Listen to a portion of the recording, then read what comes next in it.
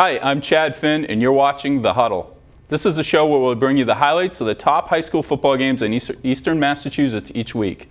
We've made it through week 1 of the season. We've already got some potential all-scholastic performances on the books, some upsets, and already some outstanding two-way play. Without further ado, let's get to the highlights. Well, it was arguably the most anticipated game Friday night, and in the end, it may have been the best game. Number 2 Brockton hosted number 5 BC High in a game filled with potential Division I college talent. BC High's Preston Cooper broke loose for a 31-yard touchdown to put the Eagles on the board first. But the Boxers weren't about to relinquish any ground, especially on their home turf. Brockton quarterback Paul Mraz lit up the sky with 2 touchdown passes, including this 55-yard bomb to Albert Louis-Jean. Louis-Jean also had an interception as Brockton topped the Eagles 16-6 to open the season. Natick picked apart Brookline Saturday night with Glenn Duffy leading the charge with 4 rushing touchdowns. The Red and Blue won handily 47-7.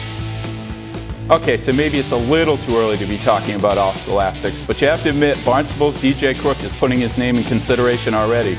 Crook threw for 392 yards and 6 touchdowns as Barnstable beat Durfee 38-15. Billerica's Nicholas Spada returned from knee surgery with a bang, throwing for 3 touchdowns and running for 2 more as the Indians edged Burlington 35-27 Saturday.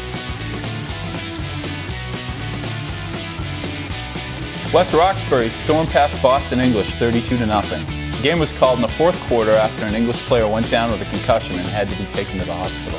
Somerville shut out Greater Lawrence Friday 28-0 as quarterback Rob Pratt threw for 2 touchdowns and the Highlanders shut down standout running back Joe Pizzuto.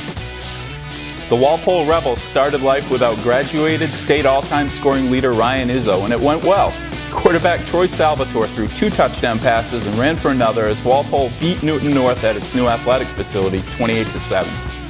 And in the city, Case beat Latin Academy 34-14 at White Stadium Friday. We've come to the point in the huddle where we bring in Boston Globe High School sports editor Bob Holmes to talk about the game of the week. Bob, give us your wisdom on Central Catholic at St. John's Prep this week.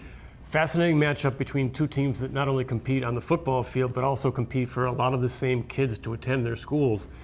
Both teams opened last weekend with strong efforts. Both are 1-0. Central Catholic beat Marlborough. St. John's Prep had no problem with Peabody. Style-wise, are they similar? Are they different? Are there certain things we should expect from each team? Very similar teams. Yeah. Strong defense. They both play in very, very good conferences that get them ready for pretty much anything you throw at them. They both they played last year. It was a 15-14 game won by Central Catholic. 2 very, very strong programs. Are there any particular players to watch? It seems like both teams have a pretty high talent level. Yeah, one to keep an eye on is someone that we would like to take a look at, and we just haven't seen yet at all, and it's Ben Onette, who's the quarterback, one of the shared quarterbacks for Central Catholic.